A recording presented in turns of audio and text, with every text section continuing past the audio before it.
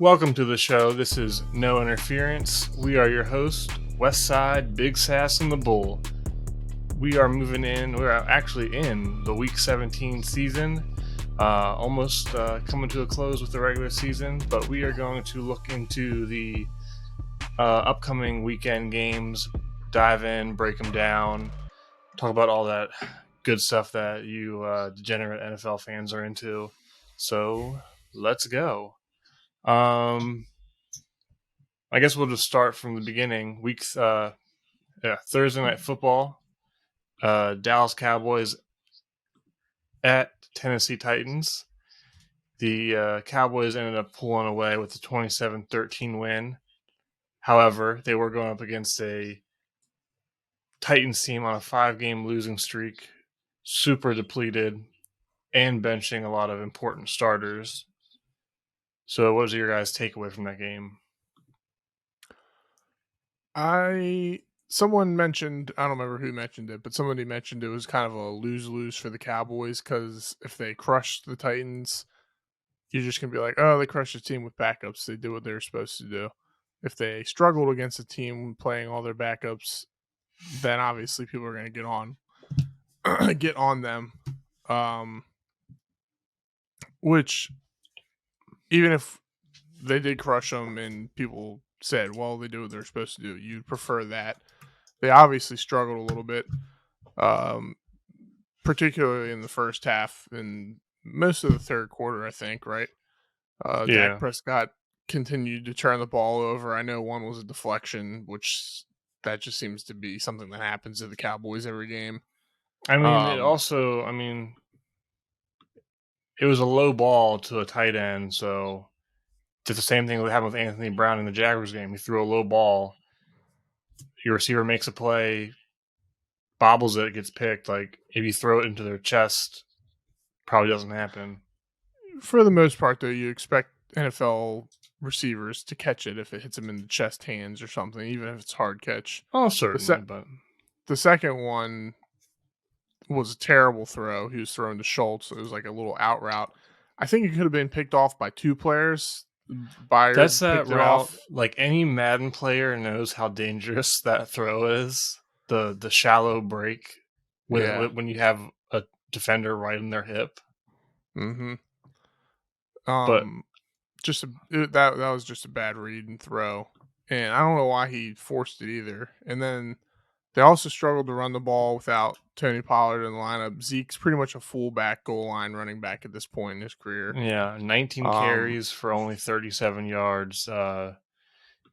In perspective, I don't know if he's a rookie or second year back, Malik Davis, against the same defense, averaged a full 2 yards more per carry.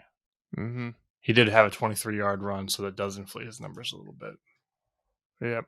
And similarly to what happened in the Eagles game, the Cowboys benefited. They converted a long third down, which was kind of a turning point in the game.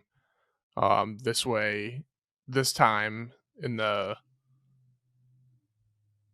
it was a pass interference rather than a completion, which was a terrible play. But I think I don't even know who the Titans player was. Trey Avery, he's an undrafted rookie. Yeah, he just made a bad play. And he followed it up with the worst play, falling for the play action. In which at that point in the game, it was 6-10. 10-6. Yeah. So, I'm not saying that would have changed the game, but the Cowboys scored like 2 plays later or the next play, made it 17-6. The Titans went to score their next drive, I believe. So, I mean, if the Titans would have scored their next drive after stopping the Cowboys on third down, it could have been 13-10, and who knows what would have happened at that point. But if I was a Cowboys fan, I wouldn't be happy with that win. And I think they suffered some injuries too. Their center, I believe, got injured. Yeah, he's in a walking boot, so we'll have to see how that affects them. Yeah. I mean, you want to win those types of games, but it's just tough. Yeah, and then, they got the win, and they put up 27 points. So, I mean, it's not like the world's falling. The sky's falling. But those two turnovers are pretty ugly. Yeah, you look at Dak. He's 29 of 41 for 280. 2 touchdowns, 2 interceptions. The one fumble, I don't really blame it on him. I mean, it wasn't an awful snap, so he should have got it. Tier Tart also, I call it as it is. He was 100% offsides on the play, and the refs didn't call it. So if it's called, it's not a turnover. If he's not offsides, he's probably not in position to recover the fumble. But Dak it's like 6 straight games with the interception, and he now is tied for Derek Carr for the lead in picks. Even though he missed 5 games so far this season. Yeah. And then my thing with the Cowboys, and this is more so in the playoffs, it seems like their offense is basically Tony Pollard and CD Lamb. And I know you could be like, well, you can just name any team's best offensive players, but if they come up against a solid run defense, and in the playoffs it's almost all good defenses, I would be worried about a team just sticking their best corner and shadowing CD Lamb. Because if you look at CD Lamb's volume the last 3 games, he's getting 12 to 14 targets a game, and he's catching a huge amount of them. So come playoff time, that's one thing that would worry me. If you do play a team with a good corner, and again, in the NFC, most playoff teams are going to have that corner. If you take away CD Lamb, that really is going to put a chokehold on the Cowboys. Yeah. It's cool to see T.Y. Hilton actually get some grabs. I've never liked T.Y. Hilton. I'll never support him. It seems like it was a good Colt in your Titans fan. That makes sense. It seems like it was a good addition. I mean, he had the turning point play against the Eagles, and then yesterday he had 30. The 3rd and 30, and then yesterday against the Titans, I think it was a 3rd down play, and it was kind of like a shallow crosser. Yeah, it was 3rd and 5, and he picked up 20 yards. Yeah. Wish it wasn't on the Cowboys.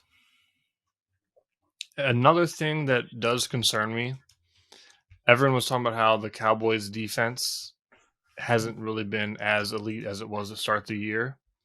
And the Cowboys, they generated pressure, and they got 2 sacks on Josh Dobbs.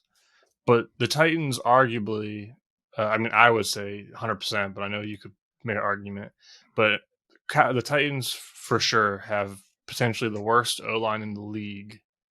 And last night they only had 1 starter, I believe. And that's not even he's not even a starter. He just has started most of the year because of another injury.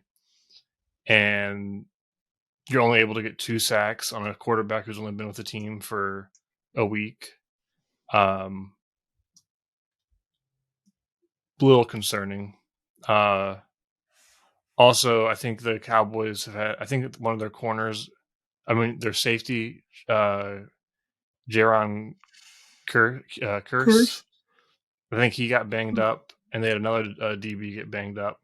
I haven't checked the injury report. Even got a little nicked up in the first half. He was a little gimpy in the first half, but we'll see. I think, honestly, if I'm a Cowboys fan, I'm kind of just hoping the Eagles beat the Saints, so then week 17 they can rest up, because they are not anywhere near banged up as the Titans, but they are kind of a banged up team. So I'd rather just try and get healthy for the playoffs. So if I was a Cowboys fan, I know they want to get maybe the number 1 seed, but I might be happier just if the Eagles win Sunday, and then the Cowboys can just not worry at all about. If the Eagles lose that's a little less likely. But if the Eagles lose tomorrow, and the Cowboys have to play week 17, and then the Eagles lose again, then they would get a bye week. But I see what you're saying. That's not as certain. Yeah, but so good game for the Cowboys, but it definitely didn't help. Well, we all say it, Cowboys fans are delusional, but it didn't really raise their stock. Yeah. I think you could argue it opened up more questions than answers. But moving along, we have multiple games to talk about. Looking at the 1 o'clock hour, January 1st, New Year, Cardinals are at the Falcons. Atlanta's favored. Cardinal season's basically over. They're on their third quarterback. There's rumors that Kingsbury wants to go back to coaching college. Surprise. Falcons, I think, still aren't eliminated from the playoffs. It's just a weird series of events has to happen for them to get in. Highly unlikely. But it's been a Falcons team that they're not a good team, but they also don't have a lot of quit in them. Has a team that's ever had 10 losses made the playoffs? Didn't the Seahawks win their division in like 6-10 with them? I think they were 7-9. They were 7-9. 7-9. I don't think a Yeah, 6-10 team that was was ever. that was the Marshawn Lynch Quake year. What was that called? Beastquake. Beastquake. Yeah. Yeah. So I think we made it 7-9 in 2020. Yeah, I don't think a 10-loss team has ever made it. The Eagles, man. Anyways, this is all I want to see because listen, we've been on the Cardinals all year. Their team's a mess. They need to, in my opinion, rebuild, but they paid Kyler. Did they pay Hollywood? Via sign and trade. Yeah, remember. I don't know if this is if he's on a contract or not. Well, they got Kyler. They got DeAndre. They extended to James Conner. They have a few high-paid defenders. We'll see what happens, and they're probably looking for a new coach. And they're not. This isn't as bad as I don't think as the Denver Russ situation, but it's pretty bad. And I think the Falcons. I think they want to win on a good note. I think Arthur Smith is a good coach. I would hate for him to be fired after 2 years. I would gladly take him back in Tennessee as an OC, but we shall see. Marquise Brown is signed through next year, and then he's a unrestricted free agent in 2024. Did you catch any of how your boy Desmond Ridder looked, RJ? The first game, he didn't look that good. He only had like 90 yards total. But I didn't see the second, honestly. Listen, both of these teams are on like 5 or 6 game losing streaks. Nobody cares. This is probably the poop game of the week, right? I mean, yeah, it's probably not the best game to watch. It's gonna get washed in the 1 o'clock hour. Probably. There's not a single game on the slate that I wouldn't want to watch. That I would want to watch less. Yeah, all right, fine. We can move on. Say Ridder went 22 of 33 for 218, no touchdowns, no interceptions. So, I mean, didn't score anything. He could have scored. Well, gave a team chance. We don't care about this game, so we're moving on. Only the next one. Next game, Bears at Lions. Lions are currently looks like right now they're a 6-point favorite. Bears are bucking the trend, and they were not going to rush Justin Fields down this little stretch, which I'm okay with. And the Lions need to keep winning to try and keep their playoff hopes alive, and they're also fighting for a potential winning season. They could go 9-8 if they win out. But the Bears. Matt Eberflus, it seemed like the reporters are giving him kind of crap for saying he's going to play Justin Fields. What's your guys' take on that? Sound like Justin Fields has been in the league for 12 years. I think he needs all the experience he can get, and a game time is good time. Yeah, I feel like I'm a little indifferent. I mean, the season's obviously over. I agree with you, RJ, where he is a young player. It's only his second year. Yeah. This has kind of been a breakout year for him. It hasn't resulted in wins. But I mean, if they want to arrest him for the last 2 games, I wouldn't be against that either. Because, I mean, they need so much on that team. They barely have any weapons. What chemistry is he really going to build? I don't know. So my take on it is, I think either way, that's a good point. I don't want to risk injury, but he needs to. Yeah, I kind of get out there. I agree with you guys. If I thought the Bears had a chance to be a contender next year, I maybe would say rest him, but I don't think they have a chance to be contender. They just have so many holes, and you can make the argument that he has this year broken through as the most electric running quarterback. He's got the top end speed. He has had the most flashy runs. I think specifically this year, he's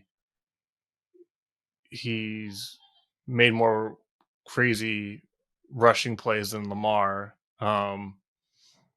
We now know this year that he can run all over the field, make crazy plays. Maybe the last 2 games tell him to dial it back a little bit and maybe, work on the arm throwing craft. That's what I was going to say, because if you look at a lot of the Bears plays, he buys time and like a receiver gets wide open. Like he's still not making like great throws from the pocket too often. And I know they don't have a lot of talent, so I don't put it all on him. But yeah, he's a young quarterback. They're still working through things. I would play him. I mean, he could literally be working at the facility tomorrow, stretching and pop something. So it is what it is. Meanwhile, the Lions, they on fire. They definitely need to try and keep winning. They let's look at their last few games. They were on a little winning. They've actually, since week 9, they won 3 in a row. Had that rough loss to the Lions, won 3 in a row, and then they got destroyed. The Bills, and then they got destroyed by the Panthers. Panthers rushed for like over 300 yards, but as bad as their defense has been, their offense has put up points. Like if you look at their last few games, they've scored 23, 20, 34, 40, 25, 31, 31. So they can put up points. It's just their defense kind of fails them at times. But I think the Lions, they should get an easy win. The Bears, if they put 20 up on the board, that should be a win against the Bears. Well, let's hope that doesn't happen. So Washington can clinch a wild card. Let's say Washington loses. If we lose this week, we're done. Yeah, and then Green Bay and Detroit win. Then that would be a nice little end of the season matchup right there. Detroit versus Green Bay. Listen here, just because your team's sitting pretty up there with only 2 losses, and you got all these good theatrical endings. We wanted to come on now. If the Eagles don't handle business against the Saints, I'm gonna have a stressful week. Last week of the season. Washington versus Dallas. All right, moving on. Did you have something to say? I had something to say about Detroit, and then I forgot because I was looking at the matchups, and I was like, that'll be a juicy matchup. How about that combo? You got Jared Goff, Amon-Ra St. Brown, Jameson Williams. Got some good offense flowing. Even they traded their big tight end weapon, TJ Hawkinson to the Vikings, and they're still still producing. We can stay on this topic a little longer. If you look at the Lions' offense, they probably have a top 5 O-line. They have a good rushing tandem of DeAndre Swift and Jamal Williams. They got Amon-Ra St. Brown, DJ Chark, Jameson Williams. Jared Goff is, I think, having his best statistical year. If you're a Detroit fan, you might say, let's continue to build around Goff rather than looking to replace him at this point. But yeah, I'm. What's the coach? Dan Campbell. I think he's done a great job, and I hope they let him keep building this roster. Yeah, Amon-Ra St. Brown is in Lions history with his receiving records. I think he's third in yards. I can't in his first like 2 seasons or something like that. He's been, and the Titans traded up in front of the Lions to draft another receiver who's not even on their team anymore. Over Amon-Ra. Yeah. But yeah, anywho, if Jared Goff doesn't turn the ball over these last 2 games and scores a few more touchdowns, it'll be his best statistical season. His second year in the league, he had 28 touchdowns and 7 interceptions. Then he followed that with 32 and 12. This year is 26 and 7. So on that. Well, this was a Super Bowl year too, I think. Next matchup on the board, we got the Jacksonville Jaguars are heading down to Houston to take on the 12-1 Texans. Jaguars are 3-point favorites. Similar to the Thursday night game, this game really doesn't matter. It all comes down to essentially who wins the Jags-Titans game at the end of the year. I haven't seen if the Jags are planning on resting any players. Some people are saying they need to, keep playing because their team's kind of firing on all cylinders and they don't want to risk resting players and throwing off that rhythm. But the Texans, are just beat the Titans. Are coming off a win. They've taken the Chiefs to overtime, had a chance to upset the Cowboys, finally beat the Titans. So the Texans kind of have a little bit of a swagger going. Their little 2-quarterback offense seems to be giving defenses some fits. What do you guys think? Well, it looks like Trevor Lawrence is listed as questionable with a leg, but I'm assuming that's just a possibility of him resting. He's had that leg injury, ankle or whatever, for the last few weeks. Okay. Yeah.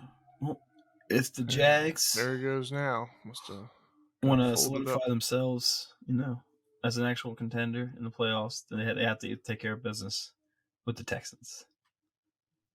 They got to keep those motor going. He's going to fire on all cylinders. I hope they're old and slicked up because if not, the AFC playoffs are about to be a rude awakening if they make it. Yeah, if they don't rest their starters,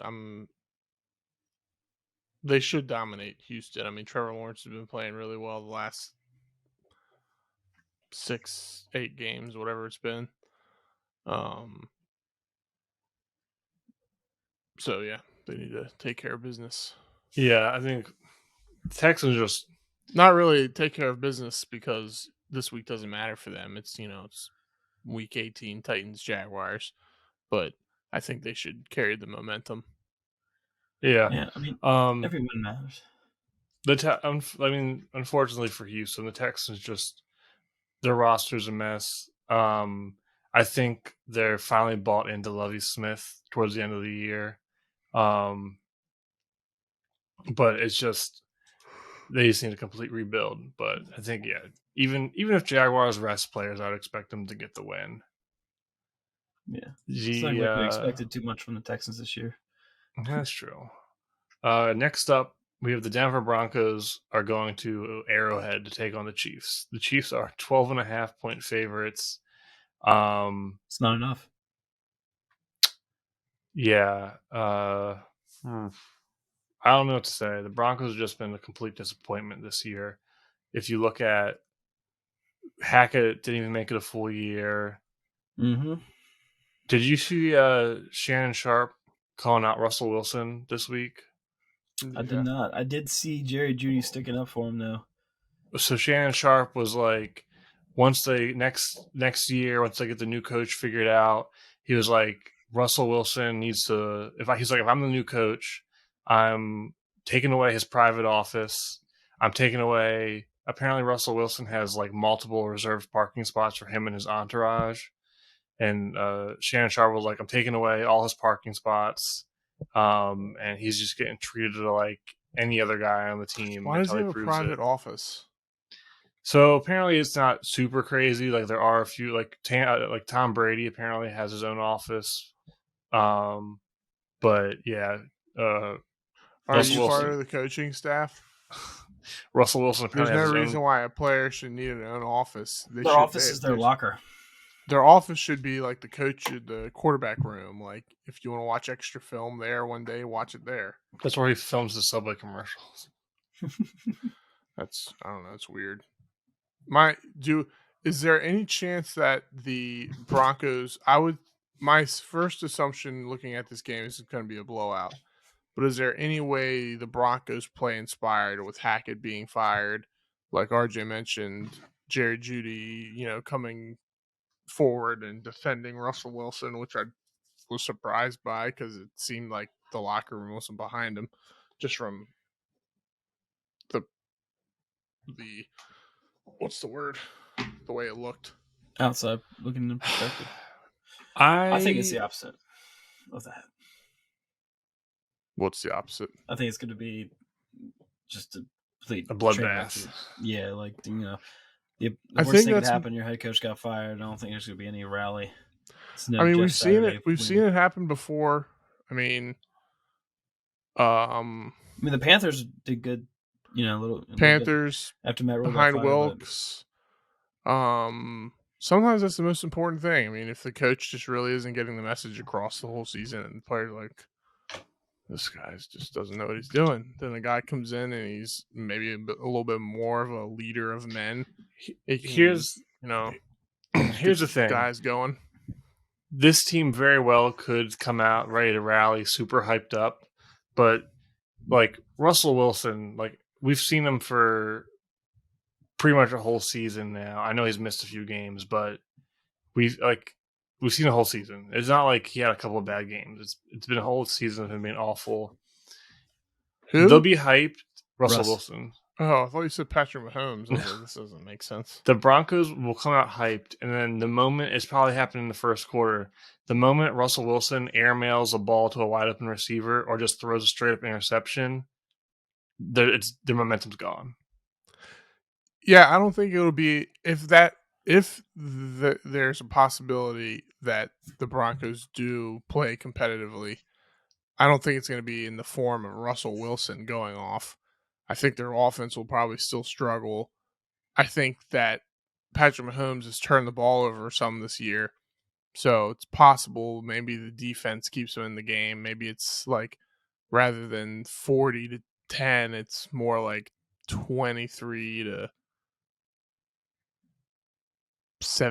maybe, or something like that. What? This is just my stupid thoughts, but I was thinking about, I don't know why it popped in my head at work today.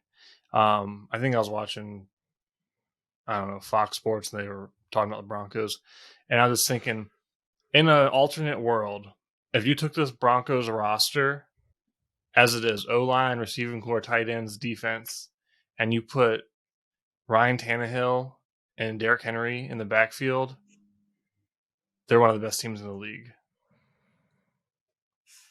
Most likely. But if you put, well, maybe without Hackett too. Give them a regular head coach, like a decent head coach, and then like any quarterback better than Russell Wilson this year, they were probably way better. Yeah, it's just... And then Javonte Williams not injured, of course. That comes like the first few weeks of the season. Melvin Gordon was fumbleitis, which I called on this podcast. I said, Melvin Gordon's done. Stick a fork in him. I'm like, well, maybe. He's still... Nope. Fumble a game, pretty much. But yeah, I mean, it's just... The Chiefs... They already had their scare with the Texans. I don't think they're gonna... I think they're trying to get tuned up for the playoffs. I think the Chiefs easily win, and that's the game. Next up, this would have been a more interesting game. Well, I don't think they've determined it yet, but it's Dolphins are going to Foxborough, take on the Patriots. They haven't ruled out Tua just yet, have they? Well, he's out. Right, yeah. Oh, they ruled him out? Okay, yeah. I couldn't remember. So Teddy Bridgewater is going to start. Well, so originally Miami was a favorite, but now New England's 2.5-point favorites. The game's still interesting. I mean, yeah, but concerning this game, I mean, Teddy Bridgewater isn't a scrub. And And it matters. Like this, a loss here could very well knock the Dolphins out of playoffs, and the Patriots could leapfrog them. I don't know. The Dolphins. It's kind of weird because the Dolphins are so explosive on offense, but the Patriots' defense, I think if you look at the numbers, they're a top 5 defense. That rookie corner, what Jack Jones, whatever his name is, and beast. Mac Jones is having a rough year. That's something I want to talk about. I'm sure you guys have seen all the stories about him being like a dirty player or taking cheap shots. Yeah, taking out Eli Apple. So on the pick he threw last week or 2 weeks ago against the Bengals, it was gone, and he was chasing the guy that picked him. Or it was a fumble, I think. And he was chasing him, but he was like 10 yards behind him, and instead he just turned his head around and just kind of cut block Eli Apple, and Eli Apple called him out for being a dirty player. And there was another play where he was running and he slid and he kind of cleated the defender when the defender jumped over him. Pulled Tom Brady on Ed Reed. Yeah.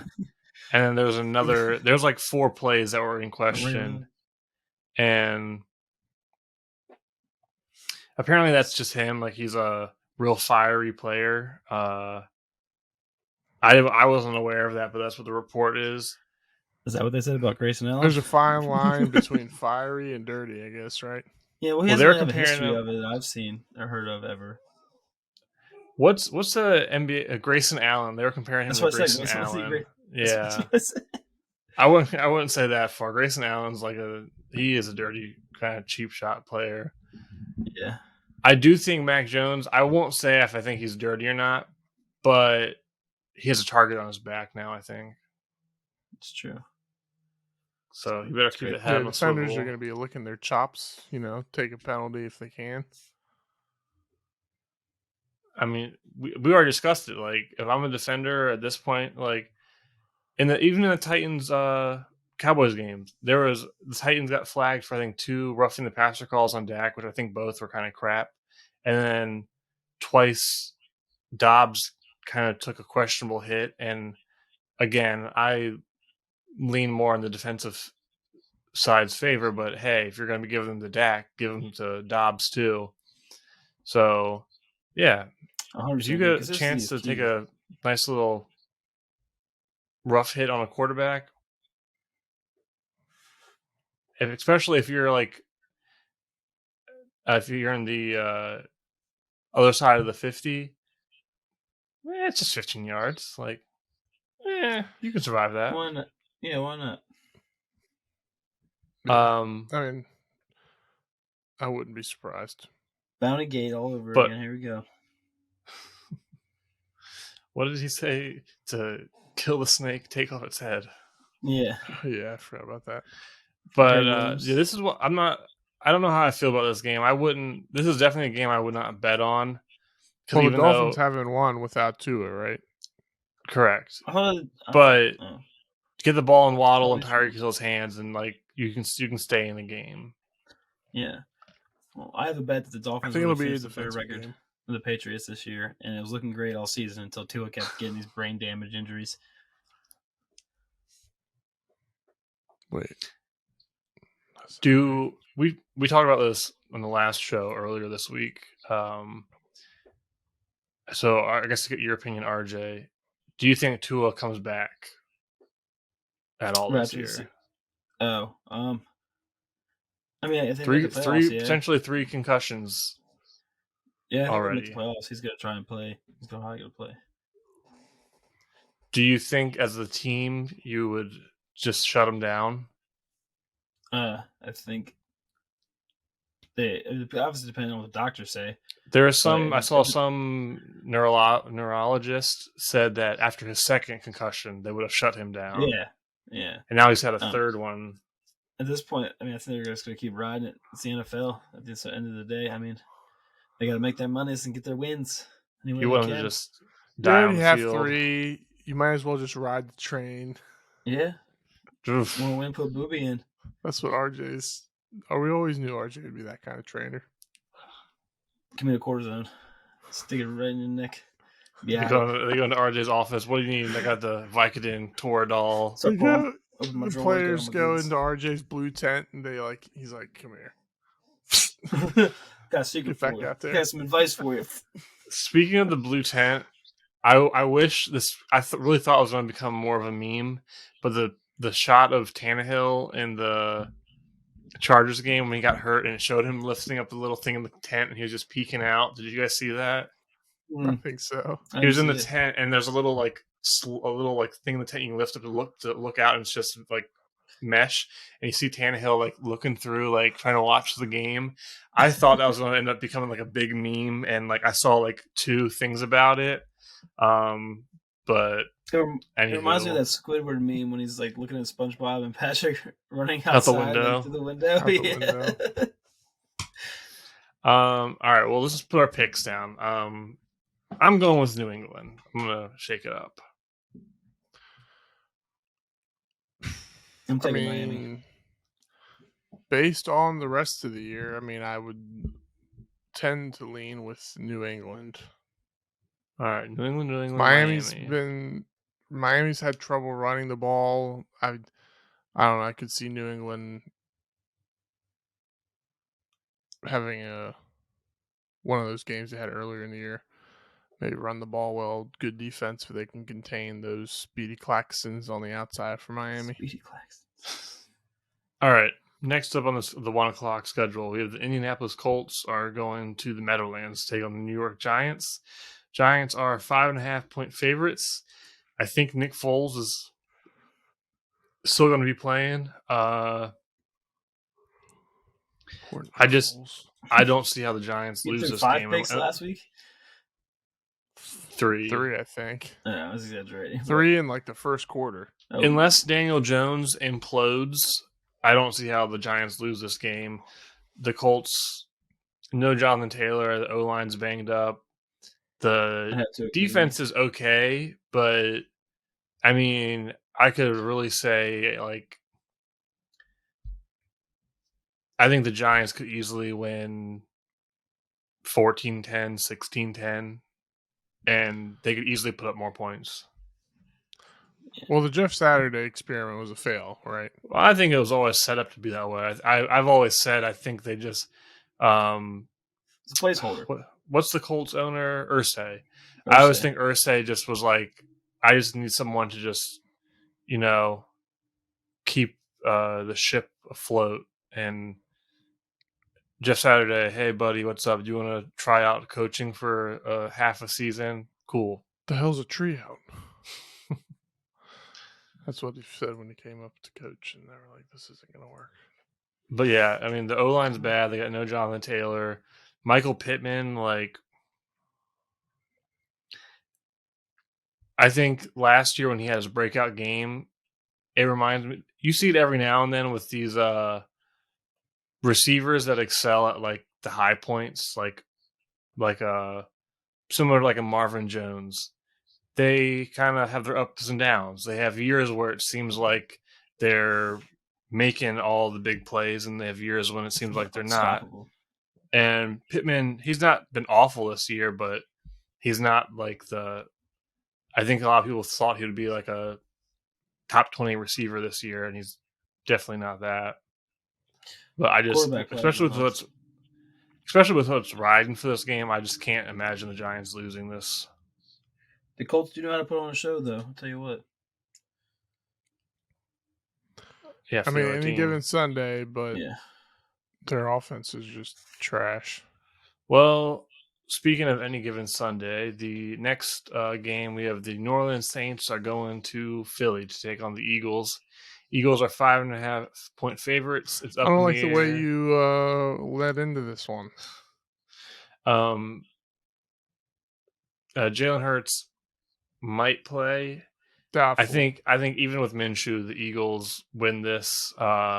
Saints defense has been okay this season, but their offense, if I'm the Eagles, I'm just saying if I see Taysom Hill come in, I'm just blitzing him. Well, the Saints have scored 13, 10, 27, 0, 16, 21, 17. So, like you said, their offense isn't anything crazy. Their defense is decent. But, their Saints defense was number one against the run last year, and the Eagles ran for like 300 yards against them. And Minshew proved he can hold down the fort last week. And I think, one start under his belt should clean up some of those weird turnovers he had last week. So they should be able to handle business because it sounds like Jalen Hurts is doubtful. It sounds like he's ready to go. It sounds like this whole time, if it was the playoffs, he would be playing. Or if maybe the competition was a little stiffer than the Saints, he would maybe go. But I think they'll be able to handle the business. So he's probably out as MVP now after missing a few games. I know don't the see league. how- I feel like the league 100% wants to give the MVP to Joe Burrow, but it has to go to Mahomes, I think. I was gonna say if the Bengals somehow get the first seed, they beat the Bills Monday night, and then win out the last game of the season. I don't know who they play, and Joe Burrow gets They play Baltimore. So yeah, if Joe Burrow gets like 7, 8, 9 touchdowns these last 2 weeks, and Patrick Mahomes plays all right, but they would have to lose at least once for the Bengals to win. I could see him jumping up the leapfrogging Patrick Mahomes because that's the story and the stats. But I think Mahomes probably has it locked up. It's unfortunate because Hurts should have won it, but the dang injuries, man. Second time that you had a quarterback that could have won MVP, but then they couldn't get it because of injuries. I mean, just get the Super Bowl out of it. Who cares? It's true. Right? Agreed. What would you rather have, Wentz MVP or Eagle Super Bowl? The Super Bowl was nice, but immediately after that, I became greedy, and I wanted more. Well, I really thought we were a dynasty in the making. Not a dynasty, but I thought we could be like a 2-3-peater like contender. Didn't work out that way. And every time I think the Eagles have a franchise quarterback, whether it was McNabb was obviously there for years, but Vic, Foles, Kevin Cobb, Carson Wentz, Sam Bradford. It's never panned out. I just want Jalen Hurts. I want Jalen Hurts to be McNabb. I want him to be around for 10, 15 years. Get us to the playoffs a bunch of times. I just want a quarterback. He's such a likable guy. Yeah. Good leader. I was a big Jalen Hurts guy. I wanted the Titans to draft him the year you guys took him. I just didn't expect him to go that high. But speaking of the Eagles' last Super Bowl in 2017, you just got the swagger of that team. Just the only thing I can think of that matched that was like the 2001 Ravens? Eagles? No, just you knew that team was that whole playoff run. I had no doubt. I was like every game. I was like Eagles, Eagles, Eagles, Eagles. Last year the Bengals thought they were that team until they ran into the Rams in the playoffs, but I don't know. It was a magical run. When they ran out into the Super Bowl, when they ran out into this field, I was like, it's over. Still talking about the Eagles, but I've been thinking about this the last couple of weeks. We need to revisit our off-season predictions. We had the Eagles going like 14-2. I mean, 15-2. 15-2. And I'm pretty sure one of those losses was against Washington the second time. Pretty sure. Who did we have them losing to? Was it Dallas the second time as well? I don't know. Because if we got the Eagles record 100% right, I want to go back in time and put some money on that. Yeah, I was actually there's another like football show, I can't remember which one. They talked about it. They're like, I mean, who They called actually, us it might have been like Nick Wright. I don't know. They were saying like, who thought the Eagles were going to be this good? Blah blah blah blah. And I was like, we did. Like, We did. Yeah, I mean, we were wrong on a few things, but we got that one right. We're also right on a lot. Yeah. yeah. So what goes. You know, we had the. I'm pretty sure we had the Chargers almost being unstoppable though. Well, I'm just pissed I didn't. Was it the Chargers or was it Eagles. just the Bills and the Eagles? We thought the Bills could have gone undefeated. Yeah. I had always thought the Eagles would win the division this year, and if I would have bet that in the beginning of the season, if I would have put a stack on it, I would have been a pretty wealthy man right now because the odds were ridiculous, and I'm pissed I didn't do it. Did you see the this is off topic, but did you see the FanDuel bonus thing that happened yesterday? It was I think it was Dallas to win or cover and Dak to have over 200 yards, and it was like minus 120, but it was an odds boost. So it went to plus 100 right before the game, and FanDuel has to pay out like $70 million. Like that's such a bad bet. Like, that's a good bet. No, on FanDuel. No, for FanDuel. Oh yeah. It was like whoever posted that is getting fired. Yeah, I wish I saw it. That's I was actually mad. Boom! Right away. I would have put like $200 on that. I had a 4-way parlay for the Dallas Cowboys Titans game and then the Rockets Mavericks game, and I hit on 3 of the picks. And the 4th pick, when I was making it, I rushed to make it because I did it like Titans game was at 8:15 and the Mavericks game was like at 8:30. And I put it in at like 8:13, and I thought I picked Cowboys just a straight up win. I mean Mavericks straight up win, but apparently I accidentally clicked Dallas Mavericks first bucket, and the Rockets scored first. So I could have. It would have been like I would have won like 250. Had I picked the one that I meant to pick, I would have hit. But I picked the first score and lost. I forgot to tell you guys what happened to me last weekend. It was Tampa. Who did Tampa Bay play? Cardinals. Yes. So I did a same game parlay, and I did what? Nothing. Just keep going. Did I say something weird? We can't address it. Just keep going. You bastards. I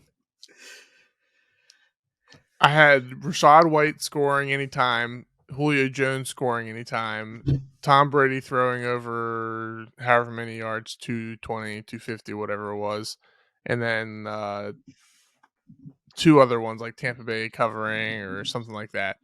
And right before I placed the bet, I was like, I like this. It was a $10 free bet, and I was like, let me take off. I was like, maybe I should take off Julio Jones. I don't feel certain about that one, but it made the odds go up like a third more. Like I think with $10, I think it was like plus 10,000 odds. But if I took Julio off, it still would have been like plus 5,000 or something like that. I left Julio on, and that was the only one that didn't hit. So I could have won like $5,000, but I was a greedy bastard. Well, anywho's, no, moving on. Gonna have to check the recordings on that one. All right. Panthers are taking on the Bucks, and this is actually an important game because if Panthers win out, they control their own destiny. Tampa Bay is 4-point favorites, but this Panthers team with Sam Darnold has actually been pretty interesting. They seem to kind of be clicking a little bit. The Panthers, if you look at their last 4, they've won 3 of their last 4. They beat the Broncos, beat Seattle, lost to the Steelers, but then beat the Lions. I'd be intrigued by this because the Panthers' run game is pretty legit. I think Dante Foreman won Player of the Week. I think. What about Chippa Hubbard? Super Herbie I mean, he's out good here too. run that rock. Dante Foreman has 8 100-yard rushing games this year, which is like tied for second in the league. And what a beast.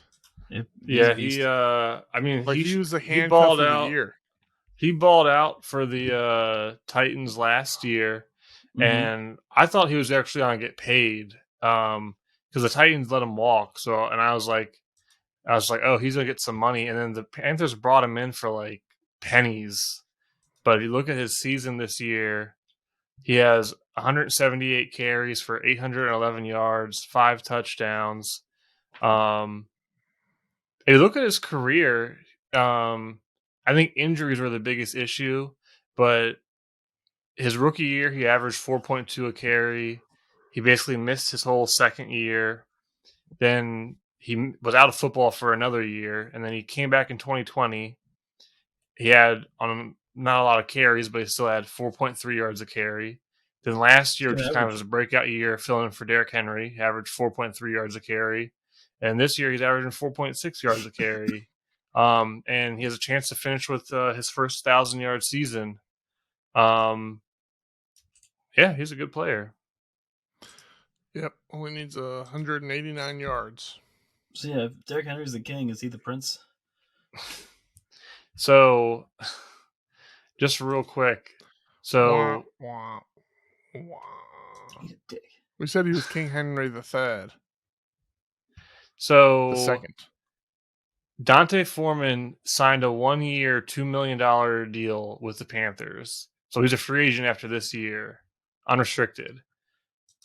And he's 27. He'll probably have I think he's the crap of offers.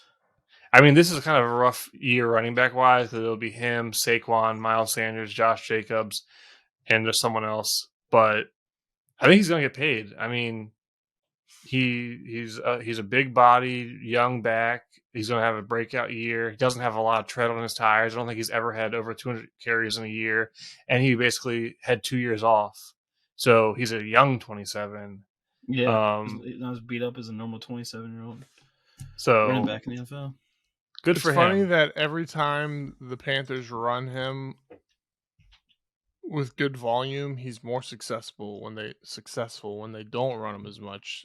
He doesn't get as many yards, which I guess is how it usually goes. But just because he's like, anytime he has more than 15 rush attempts, he has over 100 yards, except for once. Learn from the best.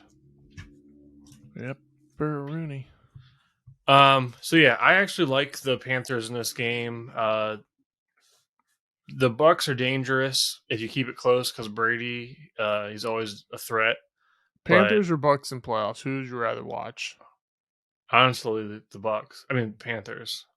Me too. I think besides Tom Brady, there's nothing I want to see on the Bucs. And what would make you happier than seeing the Panthers run over the Cowboys and knock them out of the playoffs? That'd be amazing. I think the Panthers would pose a tougher matchup. They got their defense is they got very good. The Panthers front four is legit. They got Jace Horn on the back, Jeremy Chin. Yes. And they want to just run the ball, pound the rock. But yeah, I'm gonna be hoping for a Panthers win. Yep. It's really cool to see JC Horn come back after his big injury in his rookie season and show why he was drafted so high. Mm-hmm. Someone in the Titans chat posted. Someone in the Titans chat posted. You think the Titans could? He was like, I think the Titans should trade for Horn next year. And I'm like, yeah, and I hope I find $1 million on the street. Like, so stupid. Yeah, he's one of those players they're not going to get Jalen Hurts next year. Yeah, he's one of those players that's untouchable. I mean, it's like Brian Burns on a rookie contract. Yeah, nope. Yeah, well, moving forward, that's the kind of trade that gets you that much red in Madden. Yeah, unless you're giving up 3 first-round picks. Yeah, even so. Even then, yeah, Madden might be like, yeah, right. Well, next game on the schedule, the Cleveland Browns are going to take on the Washington Commanders. Washington's a 2-point favorite. They need to win this game to stay alive. I guess we'll just pass along to our resident Washington fan. What do you think? Well, Yeah, I think they're. I knew it. All your Eagles fan friends out there, like betrayal. It just Anyhow. hit the wall, and the Eagles sign falls, and a Washington Commanders flags there. There's red paint behind Goes into the bush, comes out. Washington. So, anywho, Washington is not very good in games like this where we need a win to make it in.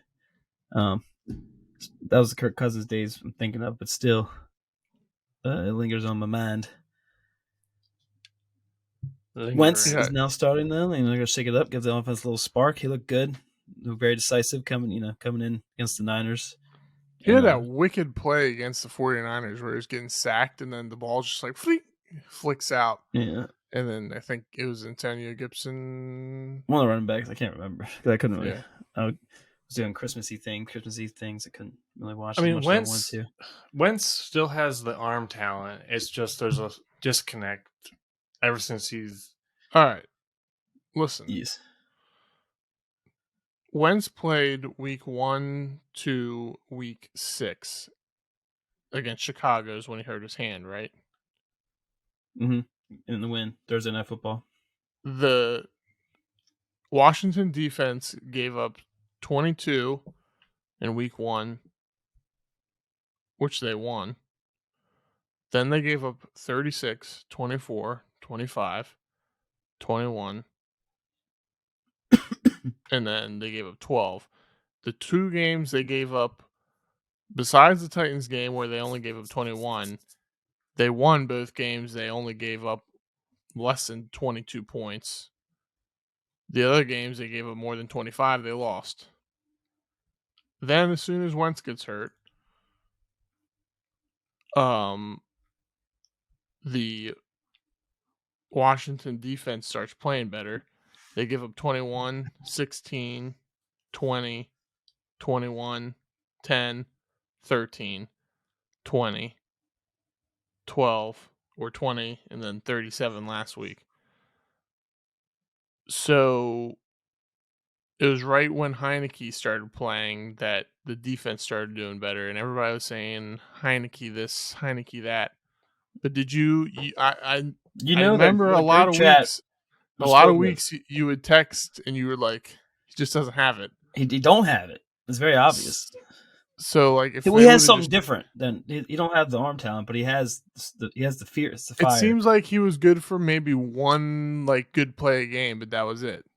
He's a great backup quarterback that can fill in for a week or two if need be and still get you a win if your defense stays on, which ours wasn't doing last year when he had a full season. I feel like with Wentz, you guys could have won games against like Minnesota where you lost 20-17, tied against Giants 20-20, lost to the Giants 20-12. Maybe not against San Francisco because the defense gave up 37. But so I think it was the right move to go with Wentz, to be honest. At this point, yeah, because I mean a lot of those turnovers Heineke was committing was leading to us losing games. Yeah, I'm not saying Wentz wasn't taking sacks and he wasn't throwing turnovers, but you guys were getting way more downfield play. The only concern of mine would be, maybe you can speak to this, is Terry McLaurin wasn't as involved. I think that was just because it was just the start of the season. Everybody's still getting to know each other. I think also Brian Robinson, I'm pretty sure he started like the game Wentz went out, so he didn't have the benefit of having the way you guys have been playing the last 8 weeks, pounding the ball with him. Mm-hmm, exactly. So a lot of things have changed. Our O-line's melded together better too. O-line wasn't giving him any time. He was the most pressured quarterback. Obviously, he was holding the ball too long, but he also, I mean, it is what it is. They were crumbling, and now they're not as much. They're giving Heineke time. They can give. Imagine that NFC Championship: Carson Wentz versus the Eagles. That'd be dope. So Carson Wentz has a bigger chance to basically implode, but he also opens up, I think, a little more scoring potential. The Browns defense they're okay. They have some injuries, but it's Myles Garrett and Denzel Ward. If you run the ball with Gibson and Robinson, Gibson's out, unfortunately. Oh, okay. Well, run the ball with Robinson, and then I would not really throw at Denzel Ward a lot, but take your shots here and there. They can be had. Watson hasn't showed anything this year, and I think Washington's defense is good enough to contain Nick Chubb. This Chase is a Young's very back. This is a very winnable game. Yeah, is this his first game back, or was he back last Second week? game, yeah, and he played double the snaps he was playing to last game. It was the second. So this is the second game back. Yeah, I think, especially this is a must-win. So I'm rolling with the Commanders this game. And we haven't even talked about the three-headed dragon, which is Terry McLaurin, Curtis Samuel, and Jahan Dotson. It's a solid receiving core. Yeah, they're all playing to the best of what they bring to the game. He can do everything. Samuel works the slot very well, and Jahan Dotson makes ridiculous catches. He's got hands of steel. So let's keep it moving along to the 4:00 hour. 49ers at the Raiders. 49ers easy, right? Like, Raiders are playing Raiders Stidham. are a disgrace. Josh McDaniels, RJ, you were right. You called some things right this year, and this was one of the main ones. That did Derek Carr dirty. Josh Jacobs pretty much said, "I'm done." Like, had his best year ever too. Devontae Adams, I guarantee you, is going to get traded this offseason. Cleaning house. Yeah, I mean, Adams basically said, "I came here to play with Derek Carr. If he's not here, I'm not going to be here." And I'm pretty sure Derek Carr is like gone. Like, he's not even with the team at the moment. They apparently. I didn't know that. Well, the story is that they mutually decided to part ways. He's not released, but he's not going to be with the team. But apparently, from what I've saw, some people that know more about it than we do, they said that the Raiders basically, they blacklist him banished him, I guess, because worst case scenario, they said, "We don't want you anymore," and he gets hurt working out at the facility, and now they're stuck with him. It's kind of like what the Titans did with Steve McNair, where they basically kicked him out of the facility once they got Vince Young. Damn. Yeah. Well, we did say Daniels is a disgrace. Yeah, we did say that. We talked about it in the earlier pods that this is probably Derek Carr's last year to prove he can be the guy. And I think I think Derek Carr's a fine quarterback. Yeah. He hasn't been put in a lot of favorable situations. I think he could go to, say, that's Tennessee next year and be fine, or go to maybe not New England. Jets. Yeah, Jets. I want him to be in like a really good position to succeed. 49ers, maybe. I don't know. Who knows? But yeah, it's. I mean, your season. If you're the Raiders, your season's over. It's just like, I think it's poor taste. Tua retires. Derek Carr signs with Miami. Maybe. 49ers are gonna trounce all over the Raiders, though. Yeah, it's not even going to be competitive. No, I just feel bad for Derek Carr. I know he's not like ever been a superstar other than the year that he broke his leg, but it's like people just like to hate him, like similar to Kirk Cousins. I don't think he necessarily deserves it. If you look at his stats this year, he's got 3,500 yards, 24 touchdowns, 14 interceptions. Last year, he had 4,800 yards, 23 touchdowns, 14 interceptions. So, I mean, they gave him the extension after last year. I mean, he's not throwing for as many yards, but their offense is different. They run the ball more. Darren Waller and Renfro have been hurt most of the year. Has the same amount of interceptions and one more touchdown this year. Had he played the last 2 games of the year, he could potentially put up his second most touchdowns of his career. And I mean, 14 interceptions. Like, I know he's now he's tied for the league lead with Dak, but until we started getting all these like until recently when like Rodgers and Mahomes were becoming the norm of throwing like 30 touchdowns and like less than 10 picks, like if you threw 25 touchdowns and 15 interceptions, huh? I think Mahomes usually throws over 10, doesn't he? Well, he's like 30 and 10. But in the past, if you threw 25 touchdowns and 15 interceptions, like most teams would take that. Like it's not elite, but in the mid 2000s, like 2005. I don't know. 1994. 25 and 10. I don't think it's okay. 28 and 10. I mean, 25 and 10. 28 and 15. I think you can get away with 30 and 15. 30 and 15. Yeah, it's 2-1. 2-1. Yeah, you always want to be above 2-1, but I mean, hey, there's not a lot of amazing quarterbacks in the league. It's hard to play quarterback. But yeah, 49ers win. I mean, in a perfect world, McDaniels, I think, should get fired, but he's not going to. Money. Moving on. Yeah, they're going to cut Derek Carr to save money to pay McDaniels. The New York Jets are taking the Seattle Seahawks, both 7-8. I don't think either have been eliminated from playoff contention officially. The Jets are 1.5 point favorites. They both got a real shot. I like Geno. I'm going with Geno Smith. I need the Seahawks to lose, so go Jets. You guys and your Geno Smith love. Listen, the Jets are going to win this week. Listen, Matt Ryan supporter. I think the Jets are going to bastard. I think the Jets are going to win this game. Seahawks haven't really been as successful when their defense is just garbage against the run in particular. Yeah, I was going to say. And lately, it's been even worse. Who's quarterback? Kenneth Walker's been dinged up. Is he playing? Yeah, Kenneth Walker's playing. He's dinged up, though, and he hasn't been as dominant as he was. And Geno Smith has been turning the ball over more because he's had to be more relied on. Well, he also lost Lockett. Lockett might be back this week. It's questionable. I don't know. I think the Jets' defense is good enough to win this game, and if Mike White can play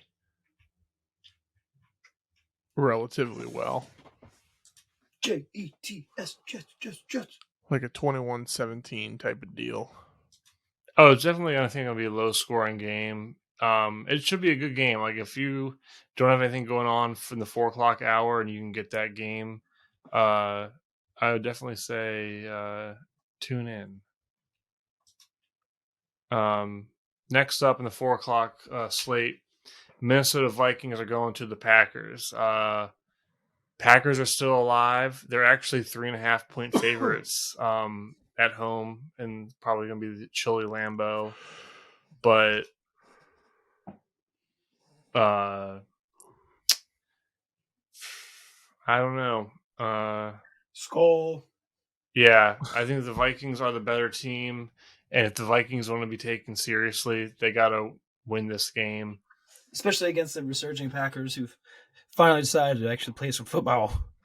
Well, they finally have both Watson and Dobbs playing at the same time, which they haven't been able to most of the year. Drops.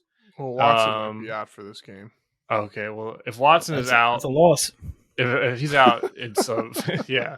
If Watson's out, it's Vikings run away with this one. Is he still not all the rookies? He's not on the injury report, so he may have practiced, I guess. Well, did you see Jair Alexander was talking trash? He said that Justin Jefferson's first game against him was a fluke. He had 180 yards. You lost your mind. I hope you find Jair it. Alexander has become one of the biggest talkers in the league. Oh man, I didn't realize how much of you notice as his. Yeah, he did against. I don't know how he got into the Pro Bowl this year, but you notice as his plays gone down, he started talking more. Mm-hmm. I mean, he got worked over. He got worked over by Burks when the Titans played the Packers. Scary Terry worked his butt. Like he's not an awful corner. Yeah, like Devontae Smith and AJ Brown did some work on him. Yeah, he's overrated. It's a shame that he's in the. Bradbury should have made it over him. Yeah, Earlier in his career, he's still young, but early in his career, he started off hot. He just started. He looked like straight up shut down corner, but just first of all, why are you calling Justin Jefferson? He embarrassed you that first matchup. Like he is also had him probably on the skates. best receiver in the league. It is what well, it is, dude. don't be calling out the best receiver in the league. Like, yeah. Exactly. I think to him, he's not the best receiver in the league. I'm sure he's gonna be like, nah, he's trash. He's trash, bro. I think in regards to this game, though, I don't know if it's going to matter as much for the Packers. I think Washington will handle business, and I do think it'll matter for the Vikings, though. Like you said, like, are you the real deal here? Are you going to beat Aaron Rodgers, or are you going to let him sting you? The Vikings, they look really good sometimes, and then sometimes you're just like, what the hell? There's been the double-sided discussion this week, or people will take one stance or the other with the way their season went. I think they have 8 wins this year that have been one possession game or one score wins. Is that continuous luck, or is that continuous like clutch play? Which I think it's a little bit of both. But I look at the previous 2 seasons, the Vikings were like the worst team in the league in one score games. So their luck was bound to reverse. Agreed. Yeah, I think they're a good team. I just don't think they're going to be able to do that in the playoffs against the 49ers, Dallas, Eagles, a team that can put up points on you and play defense. I think the thing maybe with this team they could beat. I think they could maybe beat Purdy, but their defense is definitely their Achilles heel. But the thing about their offense is they're well rounded, and when Kirk Cousins gets when he's in a pickle, he just throws the ball to Justin Jefferson, and Justin Jefferson is the best receiver in the league this year. So that's not a bad fallback plan. Yep. Next game up, the last 4:00 game, the LA Rams are taking on the LA Chargers. It's Battle for LA. Kind of a very underrated movie if you haven't seen it. Chargers are 6.5-point favorites. Justifiably so. I think the Rams, coming off that huge Christmas defeat over the Broncos, that they're coming off that high. Chargers have, clinched a playoff berth. It's Herbert's first time going to the playoffs. Chargers are kind of, sort of heating up. They're not like firing on all cylinders, but they're playing well. It would be typical Chargers to drop this game, but if they some people think they're turning the corner, I'll take the Chargers. I'm taking the Chargers too.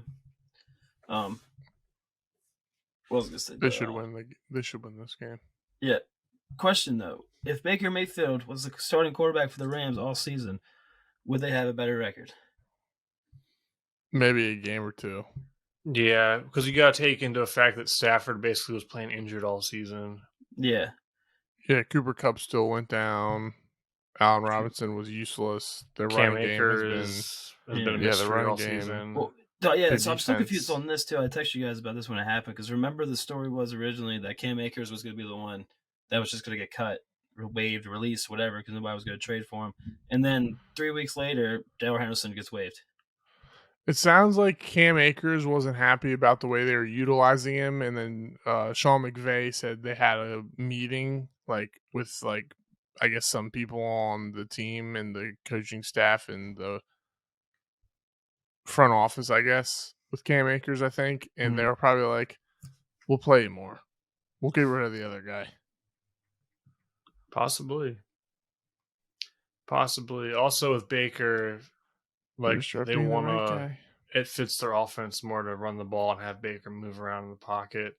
I like Baker, and I don't think the Rams are quite as bad as their record, but Chargers gotta win this. Yep. Moving on, Sunday night, they actually flex this game. Steelers in Baltimore taking on the Ravens. Baltimore is 2-point favorites. I don't think Lamar is playing. He's not. I think Huntley's going to get the start. That's what the word is. I'm trying to check. Yeah, Lamar hasn't practiced in like 10 years. Yeah, he's out. He's missed 11 straight practices. Lamar is out. So here's the thing. Baltimore's favored. Their run game's been kind of popping off lately with Dobbins and Gus Bus. But they have no receiver threat at all, basically. Mark Andrews, I think, is playing hurt. Steelers lead the league in interceptions. I think they can definitely handle covering on Mark Andrews with Minka and Miles Jack. They shut down Josh Jacobs last week. It's going to be can they shut down the run game? Because the Ravens very easily, even if they're with their poor passing attack, the Ravens could bust off one rushing touchdown, whether it be like a Dobbins long run or just a grind it out type touchdown, and then kick like 4 field goals and win 19-17 or something. Yeah. The way I see it is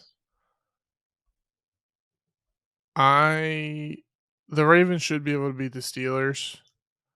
I think that the Bengals will beat the Ravens no matter what in week 18.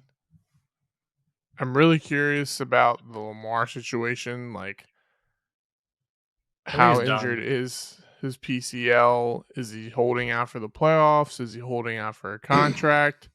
John Harbaugh had his press conference and he said, we're playing the guys we have on the field, which is a weird thing to say when you're talking about your injured quarterback. You'd probably say, like, he's still, rehabbing his knee or something. Like, maybe he's just tired of answering the questions. I could just be reading into it. But when he first got injured and he started missing some time, I was like, this just seems like a perfect time for him to be like, I'm good. I'm going to get my bag. Let me not risk serious injury here. So some retired NFL players did come out who had the same injury, and they said you can come back after 3 to 4 weeks, but the injury itself is going to linger for a couple months. But like I said, I think 2 weeks ago, I think Lamar's done. I think he will not play for the Ravens the rest of the season. Ever again? Or just ever the rest again? of the season? That's the word on the streets right now. I think he's gone. Sure, the Ravens might tag him and try and mend things, or tag him and trade him. I think it's unlikely. I think you could have potentially seen Lamar's last game in a Baltimore uniform. I stand by. I think the Ravens should do whatever they can to keep him. If it comes down to the fully guaranteed contract, Lamar's stupid. He's not going to get that from any other team. I don't think he will, at least. Which in that case, that would just suck for the Ravens, because if he goes into free agency and he doesn't get the fully guaranteed, would he come back to the Ravens at that point? I guess theoretically he could, but I don't know. Yeah. Screw Deshaun Watson and the Browns. It's not a bad contract. I know, but that's the way Lamar Jackson interpreted it. Oh, maybe if he got a real agent, I need that. Understand. I need that fully guaranteed money.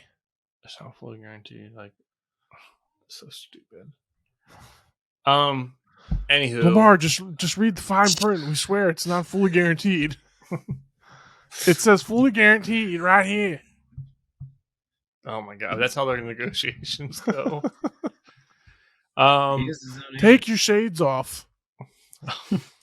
He's always wearing those. What are they called? The big like visor sunglasses. Yeah, he's a cool kid. Anyways, I think it'll be a close game, and the Ravens Steelers rivalry hasn't quite been what it used to be. So Sunday night, I'll watch it. It should be enjoyable. So, because the Ravens already clinched the playoff spot, didn't they? Yep. Yeah. There's no point in him coming back this season.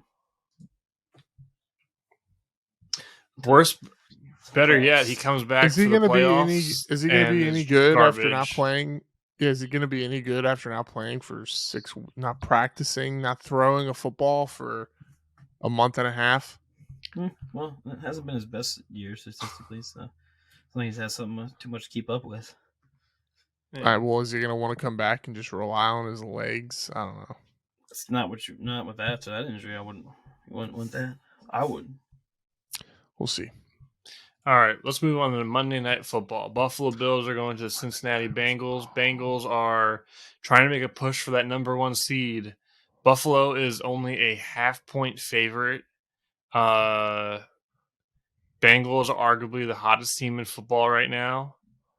It's going to be a big game. Yeah, game of the week.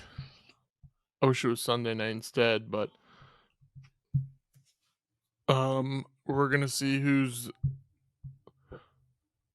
who with Joe Burrow and Josh Allen. On to Cincinnati. This is their first matchup against each other, right? Yeah, this is the first time they'll face each other. So yeah, we've seen Mahomes go against both of these guys multiple times. I'm excited for these two to go against each other. Possible playoff matchup. Right? Yep. Yeah, this one has MVP implications, playoff. So I'm rolling with the Bills. I like their defense a little bit better, and I think if the Bills can get a lead, they can hold on to it. I know Burrow seems to have whatever over Patrick Mahomes, but I feel like the Bills, they are gonna I think the Bills win 27-24. I'm going Bengals. Yeah, I'm torn on this one. I think Gabe Davis is gonna pop off. I'm gonna say this could be game of the year. First seed on the line. 37-40. Ooh. Bills. All right. Big time scoring in this one. It's gonna be better than the Vikings-Bills game earlier this year, which is already the game of the year. Yeah, same thing. That one was 30-33. There ain't gonna be no quarterback sneaks on the 1-inch line this time. Buffalo. Alrighty, so that does it for our Week 17 breakdown. Anything else y'all wanted to talk about?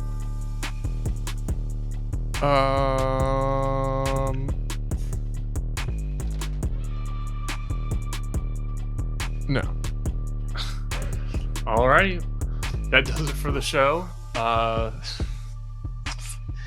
Thanks for tuning in. This is No Interference. We are your hosts, Westside, Big Sass, and the Bull.